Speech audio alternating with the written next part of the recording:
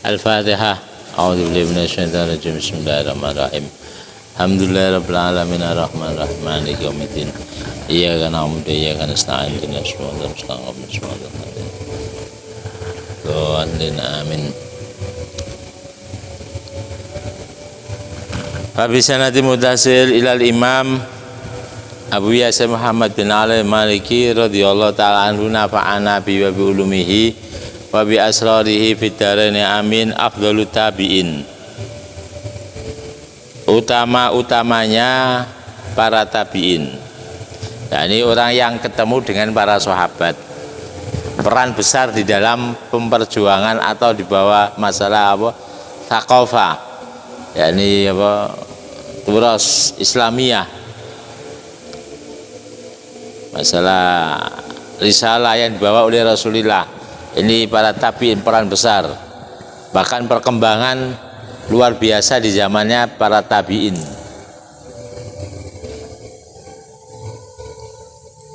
Nah, para tabi'in, para ulama ahli hadis mencatat, menulis para tabi'in yang paling mulia karena dalam perannya dalam penyebaran Islam, dalam penyebaran ilmu-ilmu agama. Ya kayak saiki terkadang dicatat tokoh kiai orang Bangkalan mesti Baye Khalil, orang Jombang Mbah Hasyim Asy'ari,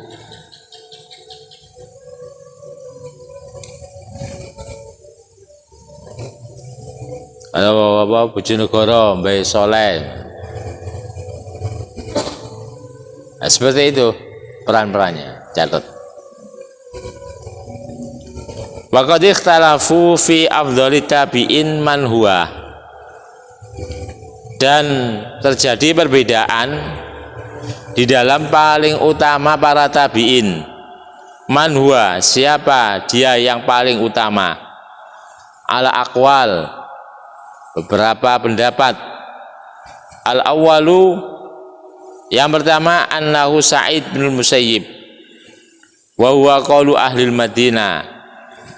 Pendapat yang pertama bahwasanya para sahabat, para tabi'in yang paling utama menurut penduduk kota Madinah adalah Sa'id bin Musayyib.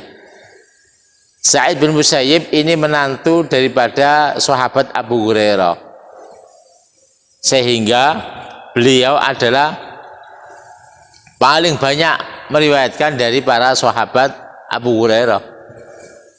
Nah, terkenal sahabat Abu Hurairah termasuk dalam para ulama ahli mustalah dikelompokkan sahabat yang mukthir, sahabat yang banyak meriwayatkan hadis.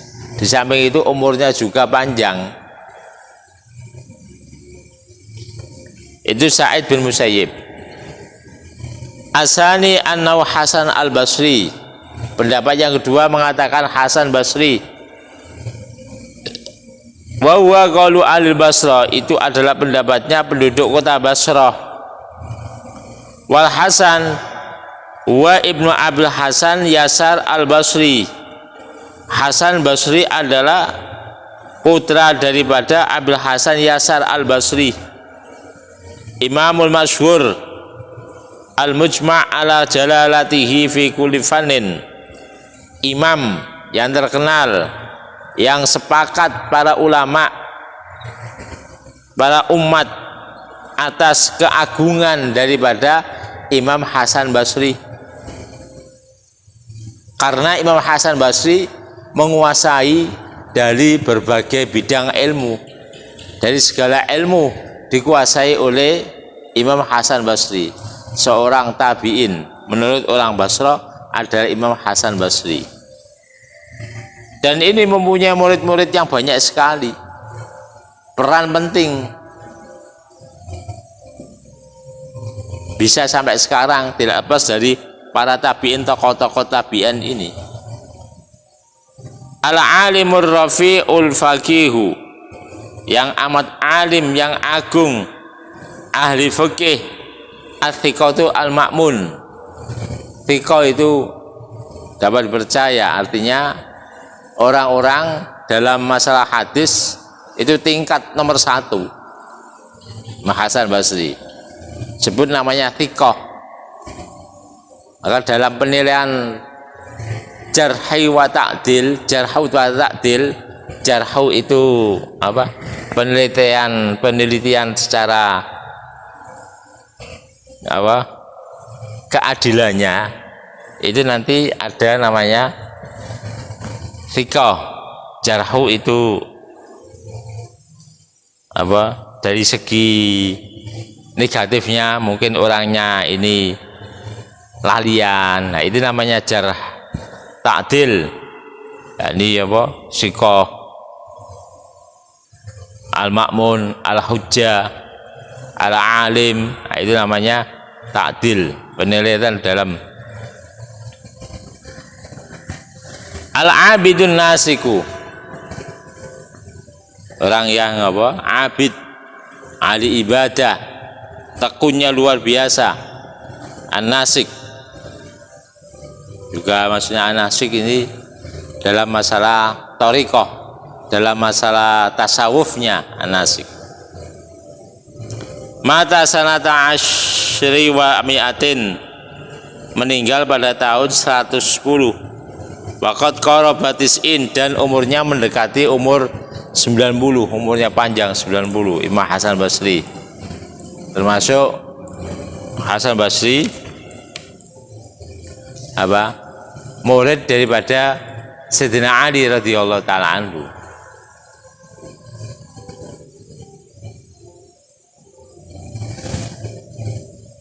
Ats-tsalitsu, yang ketiga, Annahu Uwais Al-Qarani wa huwa qaulu ahli Kufah. Orang-orang penduduk Kufah mengatakan bahwasanya yang paling utama tokoh daripada tabi'in adalah Uwais Al-Qarani. Qala al-Iraqi, Imam Iraqi berkomentar, seorang ulama ahli hadis al-Imam Iraqi berkomentar, wa huwa aswabu, maka secara umum yang paling mulia menjadi tokoh tabi'in adalah Uwais Al-Qarani. Kenapa yang paling benar? Karena ini sesuai dengan isyarah hadis Rasulullah Shallallahu Alaihi Wasallam.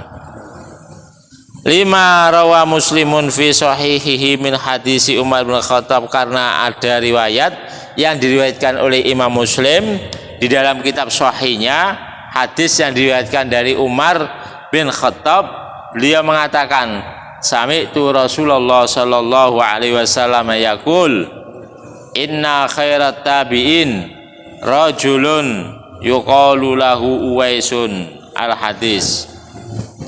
Riwayat hadis dari Umar bin Khattab mengatakan, saya pernah mendengar Rasulullah bersabda, yang isinya sabda beliau mengatakan, sebaik-baik seorang tabi'in, sebaik-baik tabi'in adalah seorang laki-laki yang dijuluki Uwais, dengan julukan nama Uwais. Fahadal hadisu qati'un linza', maka kata Imam Iraqi, hadis ini bisa memutus, bisa mematahkan apa? Pendapat-pendapat para ulama yang mengatakan yang paling mulia Sa'id bin Musayyib, yang paling mulia Hasan Basri. Maka secara umum adalah Uwais Al-Qarani. Karena apa? Karena sesuai dengan sabda Rasulullah, khairut tabi'in rajulun yuqalu Uwais. Ini sabda Rasulullah sallallahu alaihi wasallam. Uwais huwa ibnu Amir Al-Qarani. Uwais adalah putra daripada Amir Al-Qarani. Bifatil Qafara Qarani. Sayyid tabi'in, pemimpin para tabi'in. Wa min auliya is-solihi shadiqin, sebagian dari para wali, termasuk Uwais Al-Qarani adalah bagian daripada wali-wali as-shadiqin. Az-zahidi al-arif billah, yang zuhud. Waqad amara Nabi, dan sungguh kanjeng Nabi memerintahkan kepada Umar wa Aliyan, idza laqiyahu ayat luba minhu ad-du'a Rasulullah pernah berpesan kepada Umar dan berpesan pada Sayyidina Ali, nanti ya Umar dan Ali, kalau kalian ketemu seorang yang bernama Uwais Al-Qarani, minta doa. Karena Uwais Al-Qarani hidupnya di zaman Rasulullah SAW, menangi hidupnya Rasulullah, tapi beliau tidak datang kepada Rasulullah karena tempatnya juga nan jauh di sana. Karena Uwais Al-Qarani itu dari Yaman, beda daerah jauh. Juga beliau disibukkan untuk merawat, memomong ibunya sedang sakit. Ini Uwais Al-Qarani.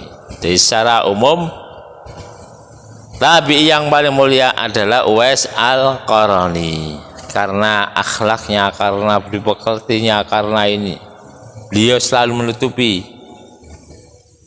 kealimannya, menutupi kewilayahannya.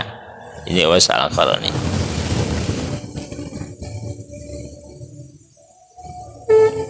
Wa dzakara adz-Dzahabi fil Mizan. Imam Dzahabi menyebutkan di dalam kitab Al-Mizan, annahu wujida qatilan fi sufufi aliyin. Disebutkan dalam kitab Al-Mizan bahwasanya Uwais Al-Qarani ikut berperang membela kelompoknya Sayyidina Ali, dalam barisannya Sayyidina Ali. Ini Uwais Al-Qarani ikut perang, ikut jihad, sampai dalam cederanya itu banyak sekali. Fi waqati sufuf Siffin, di dalam perang Siffin, yang mana perang Siffin itu antara kelompok sahabat Muawiyah dan kelompok Sayyidina Ali, terjadi peperangan. Nah, Uwais Al-Qarani, seorang wali yang sudah dijuluki oleh Rasulullah khairut tabi'in, ini membela kelompok daripada yang ada Sayyidina Ali. Ar-Rabi'u yang keempat, An-Naw Atha bin Abi Rabah Al-Makki Al-Qurasyi, wa huwa qaulu ahli Mekah. Kalau penduduk Mekah mengatakan tokoh daripada tabi'in adalah Atha bin Abi Rabah. Wa Atha imamu Mekah wa muftiya al-masyhur al-muttafaq ala jalalatihi wa imamatihi. Atha adalah pimpinan penduduk kota Mekah dan ulamanya yang terkenal, disepakati dari penduduk Mekah sepakat kalau siapa Atha ini adalah tokoh daripada tabi'in. Itu tokoh-tokoh tabi yang laki-laki. Nah, sekarang yang perempuan, wa sayyidatun nisa imnat tabi'in Hafsah bintu Sirin. Tokoh-tokoh daripada tabi'in dari kelompok wanita tabi'iyah, wa hiya thiqatun hujjatun, maka adalah siapa? Hafsah bintu Sirin. Hafsah bintu Sirin, saudaranya Ahmad bin Sirin atau Muhammad bin Sirin. Muhammad bin Sirin tokoh ulama yang ahli takbir dalam mimpi, Ibnu Sirin. Ada kitabnya namanya Takbirul Manam li Ibnu Sirin. Ya, ini saudaranya namanya Hafsah, seorang perempuan, juga hujjah, thiqah. Qala Iyas bin Muawiyah, dikomentari oleh Iyas bin Muawiyah yang terkait dengan Hafsah, ma adraktu ahadan afdalahu ala Hafsah. Kata beliau, saya belum menemukan orang yang melebihi keutamaannya pada Hafsah. Jadi Hafsah yang paling utama, wanita yang paling utama. Wa qala Ibnu Abi Dawud, Ibnu Abi Dawud mengatakan, qara'at Qur'ana wa ya ibnatu isnata asyara. Beliau Hafsah hafal Al-Qur'an itu umur 12 tahun. wa matat sana mi'a wa ihda mi'atun wa ihda wa wahidun wa ya ibnatu sab'ina sana. Beliau meninggalnya umur 70 tahun. Wa Ummu Darda, lagi seorang wanita yang menjadi tokoh tabi'in adalah Ummu Darda as-Sughra. Wa ismuha Hujaimah, dan namanya adalah Hujaimah atau Hajimah. Wa iya zauju Abi Darda, sedangkan Ummu Darda atau Hujaimah ini istri daripada Abu Darda. Abu Darda seorang sahabat Rasulullah sallallahu alaihi wasallam.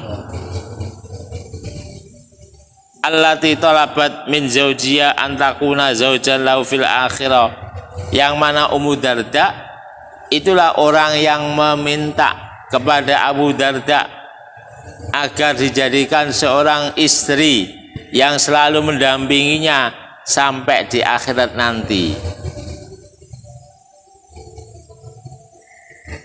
Fa'ausaha, maka Abu Darda berwasiat, Allah tatazawwaja ba'dahu, hendaknya jangan sampai nikah setelah saya meninggal, katanya Abu Darda. Diugemi gak nikah setelah meninggalnya Abu Darda, padahal masih muda, karena mengharap di surga bersama suaminya yang namanya Abu Darda, seorang sahabat.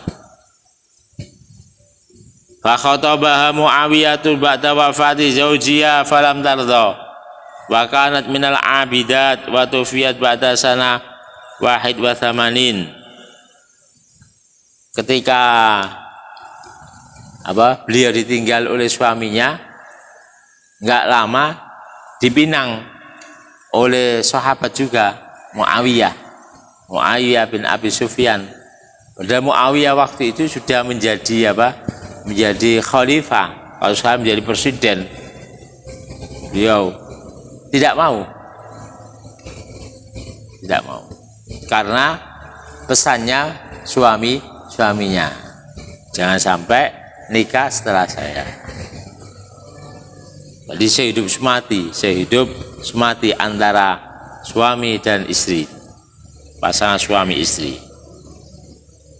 Wa Amrah bintu Abdurrahman bin Sa'ad bin Zurara al-Ansariyah al-Madaniyah, alimatun fadilatun thiqatun, kanat fi hijri Sayyidah Aisyah. Ana maneh seorang tokoh tabi'in dari kaum wanita adalah Amrah binti Abdurrahman, seorang yang alim banget, alimnya, ahli ibadah. Beliau dimomong waktu kecilnya oleh Sayyidah Aisyah radhiyallahu anha. Qala Umar bin Abdul Aziz berkomentar mengenai masalah Amrah, ma baqiya ahadun a'lama bihadi Aisyah min Amrah. Kata Umar bin Abdul Aziz, tidak ada tersisa satu orang pun dari periwayat hadis dari Sayyidah Aisyah selain siapa? Amrah. Jadi Amrah mengenai hadis dari Sayyidah Aisyah, ini Amrah yang paling ngerti. Karena apa? Karena hidup bersama Sayyidah Aisyah radhiyallahu anha. Jadi dari sini tidak menghalangi seorang wanita itu untuk menekuni ilmu, jadi salah besar kalau ada yang mengatakan Islam itu membatasi tentang wanita untuk mencari ilmu. Enggak ada. Pernah digembor-gemborkan di Afghanistan atau di mana itu terkait wanita dibatasi dalam ilmunya. Enggak ada Islam seperti itu. Ini buktinya tokoh-tokoh tabi'in yang amat mendalami ilmu, yang bisa melebihi daripada secara umumnya para laki-laki juga banyak.